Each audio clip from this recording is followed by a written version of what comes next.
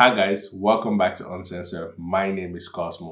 Today, I fell upon a very interesting video of a woman telling her story on how she contracted HIV. Now, I do not want to spoil the video, so let's just jump right into it. Today, February 15th, 2026, marks 10 years since the day I was diagnosed with HIV. Let me start by saying that it takes a strong and brave person to be able to tell the world about their medical history, especially when you know that people online can be cruel and yet you still choose to tell the world. That shows how brave you are. I was 45 years old. I had a boyfriend at the time who had exposed for an entire year unknowingly. He was negative. I was a single mother with 3 kids. They were 7, 11, and 14 at the time. I had an exchange student living in my house from China, 15 years old, a boy. And I was just living my life as a substitute teacher, living here in Watsonville, California.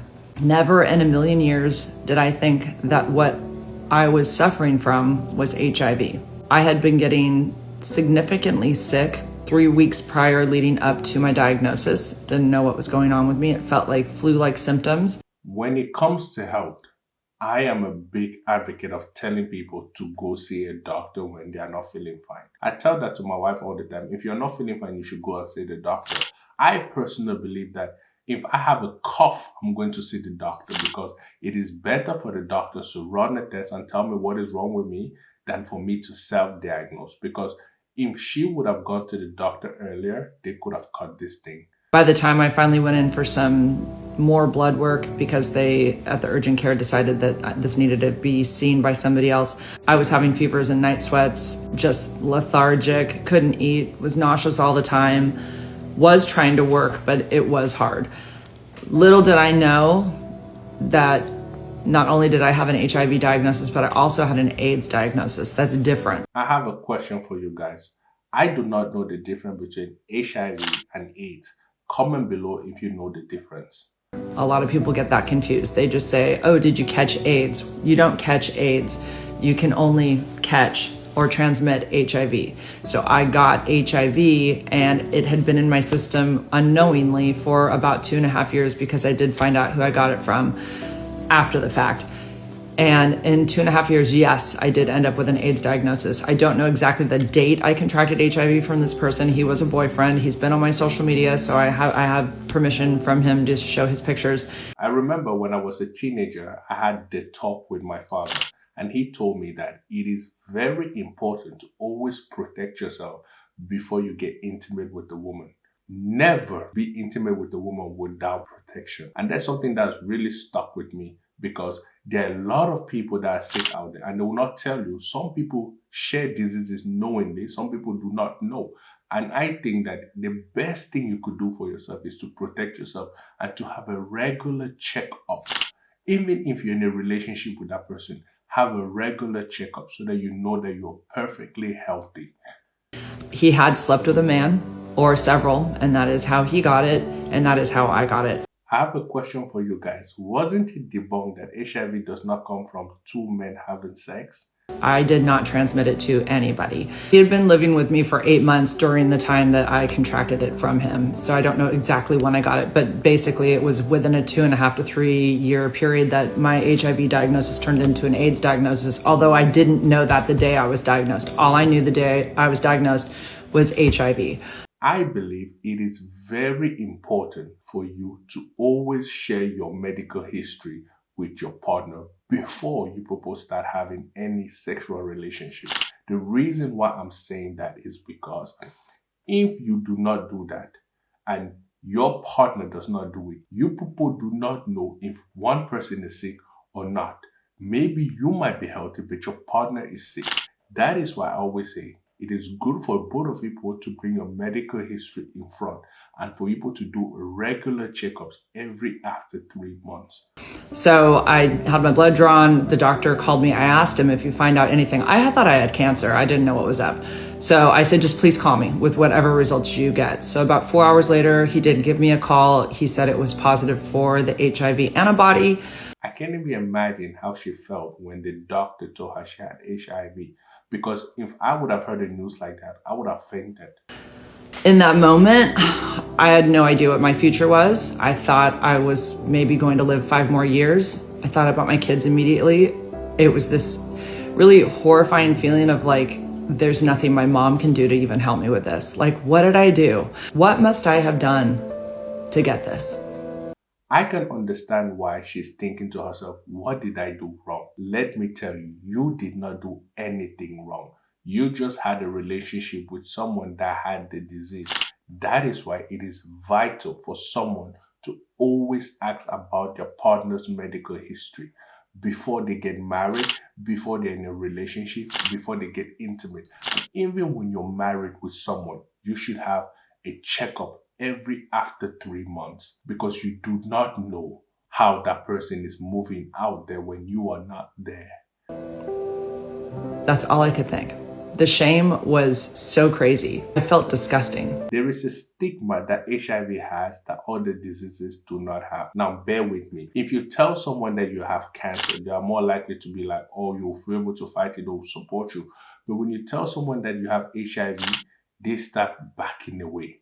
They're afraid that they might get infected because they haven't done a lot of research about it. I had a boyfriend at the time. He was negative, so I didn't give it to him.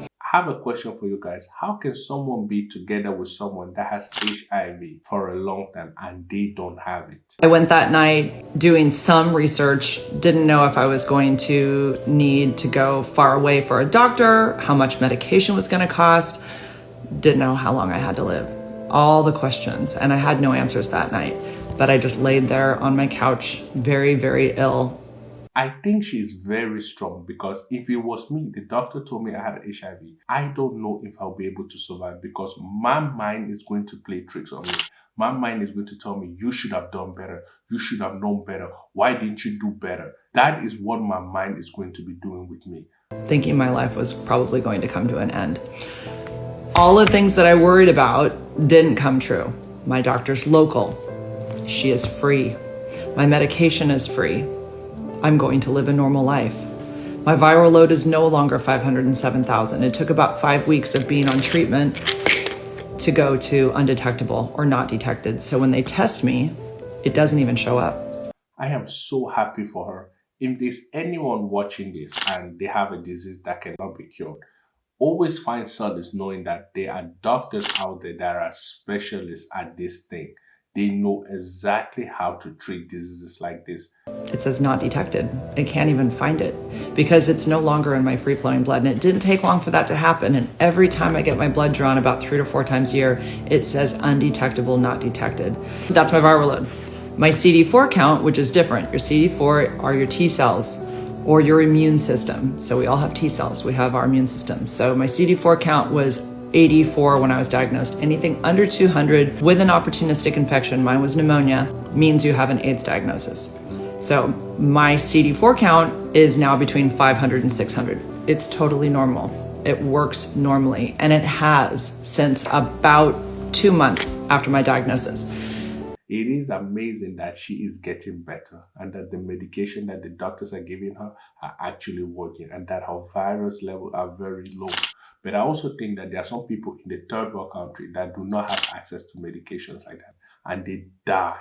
So this is like a very old memory of how sick I was. I feel like I had HIV and AIDS 10 years ago, and I feel like I haven't had it since. It's like when you had COVID 4 years ago or whatever, and you haven't had it since. That's how it feels. I do not feel anything different.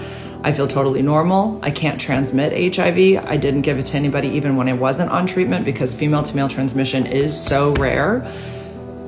I am very happy that she did not transmit this disease to anybody else because if she would have transmitted this disease to someone else, she would have felt so guilty. I talk about that a lot in my advocacy. I decided to be public with my diagnosis because I didn't know another woman who had HIV. I went 5 months with this diagnosis without knowing another single soul who had it, except for very angry gay men on YouTube. And I thought, you know, I just want to put my story out there, explain it to my friends on Facebook so they can know what happened to me because they knew. And I was really open with my diagnosis to basically anybody who asked. I wasn't going to hide this. I wanted people to know what had happened to me. I think that if you have HIV, you should tell your partner that you have it or anyone that you're about to be intimate with, because if you do not tell them and you knowingly transmit it to them, you can go to prison for that.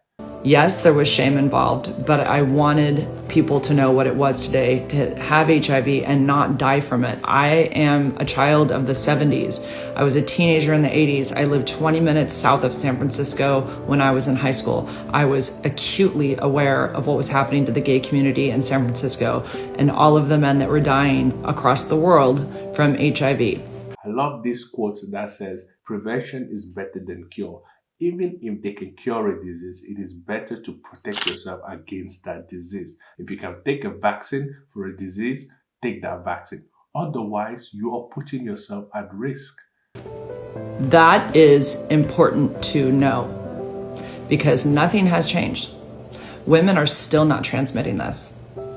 But men who have secrets about their sexuality will make it appear that women are transmitting this. And everybody goes along with that because they don't understand how it's transmitted. There are some people out there that are so wicked that if they have a disease like this, they want to spread it to other people knowingly. That is why it is very important for you to do regular checkup at the doctor. It is very important for you to always protect yourself before having intercourse with anybody, because you do not know their medical history. Some people might look healthy, but they are very sick. It doesn't go through skin. So the ability for a woman to put it into a man's body is one of the rarest things. It's about as rare as a man having breast cancer. So women get it from men on the down low. Women are no longer transmitting to children because when they're on treatment, they can't give it to them. They're even breastfeeding when they're undetectable and not transmitting it. So being on treatment is very important. That is absolutely true. If you are sick of HIV, go to the doctor. There is a possibility for them to be able to give you medicine that can suppress it. Because if you do not go to the doctor, it will become worse. And I'm very happy to be alive today. I'm very happy to tell my story. Do I wish I had this? No. Who wants to have a disease that you have to deal with for the rest of your life and take a pill a day? I don't have any side effects from this. Like I said, I've never paid a penny for one of these pills. There's lots of medications for HIV. This just happens to be the one I take. I'm so grateful that we as a society can take care of people that are sick. But it is how society treats me because of this that I don't like and I wish I didn't have to deal with. But I feel like I was chosen for some reason to get this. I believe we should stop with this stigma that we put on people that have HIV. They are already feeling bad. They do not need us to make them feel bad. To talk about it, to continue the fights of people like Pedro Zamora, who didn't get to continue to talk about it because he died. So there are people that I feel very close to, even though they're gone. So I'm glad to continue their efficacy in their memory. In general, do I wish I had this? Of course not. If you have any questions, leave them in the comments. I'm probably leaving out a lot because there is a lot to this story. But I just want to say I'm glad I'm here. And I'm happy, I'm alive, I'm gonna live a long life. We are also glad that you are able to share your story to millions and millions of people. That is bravery at its finest. And the only thing I feel from HIV, which is actually nothing physically, this is it. This is all it is for me. It's a pill. It's getting my blood checked every 3 to 4 months and meeting with my HIV specialist. And in some ways, that's actually a great thing because I'm having all of my blood looked at every 3 to 4 months. So if anything else were to arise, the HIV part of it at this point is just like, it's so boring and mundane. But if anything else were to arise, like numbers arising in some way, it could be cancer or something like that, I'm going to be on top of my health. I will know if something else is wrong. So in that way, I guess I'm grateful. Ironically, the week I was diagnosed is National HIV Testing Week, which is right now. So get tested, make sure you don't have it. You can never trust your partners 100%, ladies. Please, I beg you, test once a year. You just don't know. I believe that is a very solid advice. You should check yourself regularly, even if you're in a relationship with someone, or even if you're married to someone, even if you have a long-term partner and you've been with this person for years, you should regularly check yourself because you do not know what someone is doing behind your back. Anyways, guys, that's the end of the video. Take care, be safe, and bye.